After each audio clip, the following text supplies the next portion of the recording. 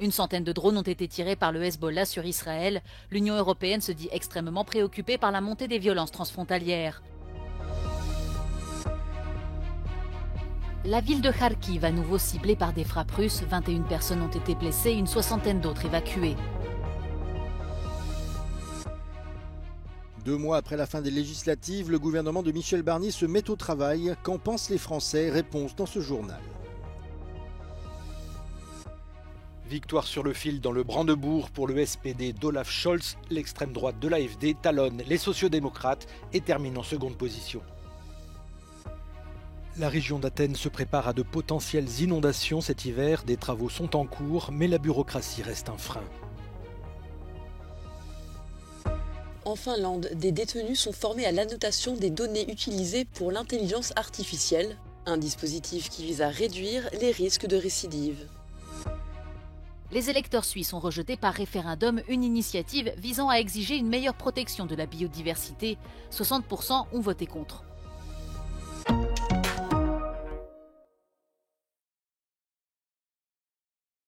L'Europe et les États-Unis ont appelé ce dimanche à de nouveaux efforts de médiation pour mettre fin aux tensions croissantes au Moyen-Orient.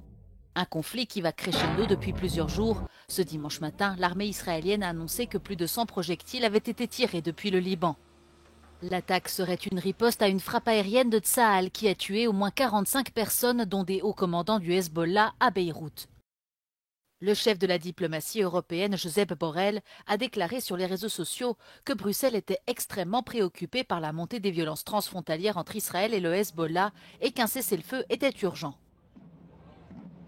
Pendant ce temps, dans la capitale libanaise, des centaines de partisans du Hezbollah ont assisté aux funérailles des 3 militants du groupe tués. Le chef adjoint du Hezbollah, Naïm Kassem, a déclaré lors du rassemblement public que son groupe était désormais engagé dans une bataille ouverte avec Israël.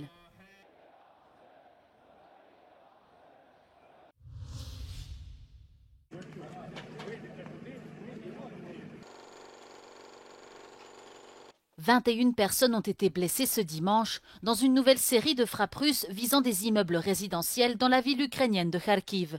Un immeuble de 16 étages a subi des dégâts critiques selon des responsables locaux. Une soixantaine d'habitants a été évacuée. Kharkiv est une cible fréquente des attaques russes depuis que Moscou a lancé son invasion de l'Ukraine en février 2022. Le président Volodymyr Zelensky a condamné l'assaut tout en réitérant sa demande de capacité défensive à longue portée auprès de ses partenaires occidentaux. Moscou a également lancé une attaque de drones endommageant des infrastructures énergétiques dans la région de Poltava et dans la ville de Chostka, dans le nord du pays. Des responsables russes ont également déclaré que des bombardements ukrainiens avaient blessé 10 personnes dans la région de Belgorod, au sud de la Russie, à la frontière avec l'Ukraine.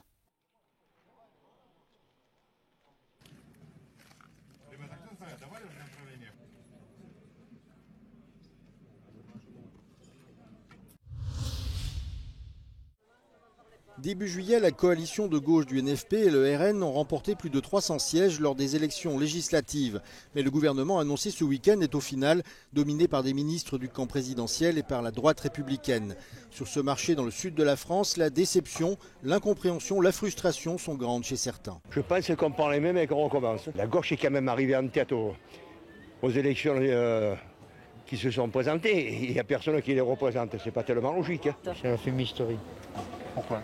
Parce que Macron, il fait ce qu'il veut. D'autres se montrent prudents et pragmatiques, estimant qu'il est trop tôt pour porter un jugement sur le travail du nouveau gouvernement. Du moment qu'ils arrivent tous à s'entendre pour faire avancer la France dans le bon sens, eh ben c'est formidable.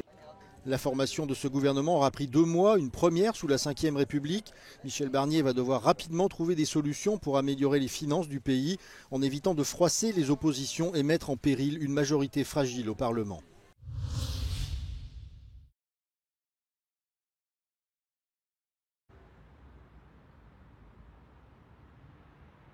The exit polls for the East German state of Brandenburg have just come in.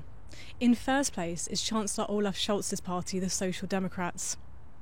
Following closely behind is the far-right party Alternative for Germany. Another big winner is the Sarah Wagenknecht Alliance, who is coming in third place, beating the Christian Democrats, who are in fourth place. The biggest losers of this election in Brandenburg so far have been the Greens and the Linke, who may not have managed to get the 5% threshold to get a seat in the state parliament. Minister-President in Brandenburg, Dietmar Woidke, who has been leading for the past 11 years, staked his entire career on this vote, saying that if the Social Democrats, the SPD, did not come in first position, he would step down. But it seems like his gamble has paid off. Liv Stroud in Potsdam for Euronews.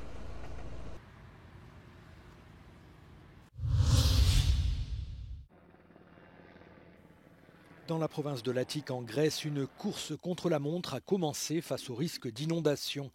Des ouvriers de la région d'Athènes s'activent pour curer les fossés et nettoyer les cours d'eau. Une priorité absolue pour le gouverneur de Latik qui ne cache pas son inquiétude alors que s'annonce la saison hivernale. Après les incendies de l'été, c'est l'eau désormais qui pourrait faire des ravages, or la région n'est pas prête. Δίνουμε τη μάχη του αυτονόητου. Δηλαδή, αναδεικνύουμε ζητήματα τα οποία θα πρέπει να έχουν λυθεί. Θα πρέπει να υπάρχουν τακτικές εργολαβίες καθαρισμών. Προσπαθούμε όλο αυτό να το εξορθολογήσουμε, να μπει μια τάξη. Το μεγάλο μας πρόβλημα είναι το πρόβλημα των αλληλοκαλύψεων. Δηλαδή, υπάρχουν ρέματα που καθαρίζουμε εμείς, ρέματα που καθαρίζει το Υπουργείο, ρέματα που καθαρίζουν οι Δήμοι. Αντιλαμβάνεστε ότι όλο αυτό δημιουργεί πάρα πολλά προβλήματα και πάρα πολλές παθογένειες. Σύμφωνα με την περιφέρεια της Αττικής, μέχρι στιγμής έχει ολοκληρωθεί ο καθαρισμός 19 ρεμάτων σε περισσότερα από 10 χιλιόμετρα, ενώ μέχρι τέλος Οκτωβρίου εκτιμάται ότι θα έχει ολοκληρωθεί ο καθαρισμός ακόμα 19 ρεμάτων και έτσι συνολικά θα έχουν καθαριστεί περισσότερα από 30 χιλιόμετρα. Mais des projets d'envergure de canalisation ont pris du retard, la faute à la bureaucratie et au manque de ressources financières. Et le gouverneur a soumis un projet de prévention spécifique pour sa région. Μερικώς προχωράει το κομμάτι της πρότασης που αφορά στον τρόπο που πρέπει να διοδοτούμε τα έργα αυτά, ώστε να μην χάνουμε πάρα πολύτιμο χρόνο. Έχουν γίνει κάποια βήματα σημαντικά, όμως χρειάζεται μια συνολική αναθεώρηση των εργαλείων των νομικών που μας δίνονται και κυρίως των χρηματοδοτικών εργαλείων. Διότι έργα χωρίς χρήματα δεν υπάρχουν. Εύκολα οι κυβερνήσεις μας στέλνουν τις αρμοδιότητες, αλλά πρέπει να συμπληρώνουν και με τους απαραίτητους πόρους. Χωρίς χρήματα δεν μπορούμε να εκτελέσουμε έργα.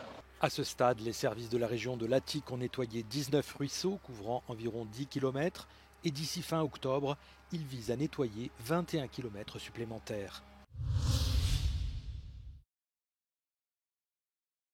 Étiqueter et classer les informations. Afin d'accompagner les détenus vers la réinsertion après la prison, la Finlande propose une formation à l'annotation des données utilisées par l'intelligence artificielle. So this current AI data labeling project started in 2022. So it's been running for about 2 years. And it's currently done in 3 prisons. And one of them is a women's prison, and then there are 2 men's prisons. And this is done in collaboration with a software company. L'intervention humaine est nécessaire pour indiquer le contexte des données au modèle d'apprentissage automatique. En particulier pour le finnois, qui n'est parlé que par 5 millions de personnes dans le monde. Our software tries to interpret text material and different details about construction projects. So then we need to teach the language models to understand Finnish language and to understand construction context. En dotant les détenus de compétences modernes, la Finlande entend réduire les risques de récidive.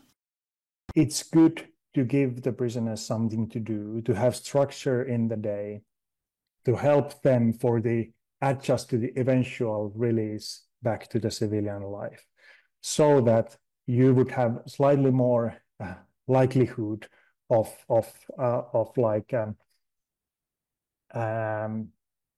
not committing more crimes when you are released in the civilian life. And data work in general is seen as really helpful in this.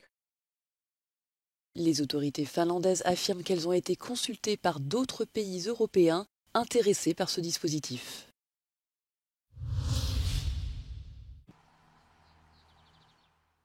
Une initiative pour la biodiversité lancée par des groupes de protection de la nature et de l'environnement en Suisse n'a pas été adoptée lors d'un référendum organisé dimanche. Plus de 60% des votants ont rejeté l'idée qui visait à augmenter l'étendue des espaces verts non touchés par l'activité humaine. L'initiative demandait un financement public pour encourager les agriculteurs à réserver des terres et des cours d'eau pour aider les paysages sauvages à se développer, mais aussi l'interdiction de nouvelles lignes de chemin de fer à travers des prairies sèches protégées. Ces partisans ont souligné les menaces qui pèsent sur les animaux et les insectes et d'autres espèces sauvages de Suisse, ainsi que la diminution de ressources naturelles. Le gouvernement fédéral et de nombreux électeurs ruraux se sont opposés au plan, argumentant qu'il était trop coûteux. Une autre proposition de réforme des retraites a également été rejetée lors des référendums de dimanche. Le plan aurait obligé les employeurs et les travailleurs à augmenter leurs cotisations aux fonds professionnels obligatoires, une idée largement rejetée par les syndicats. En Suisse, des référendums ont lieu 4 fois par an, soit bien plus souvent que dans d'autres pays européens.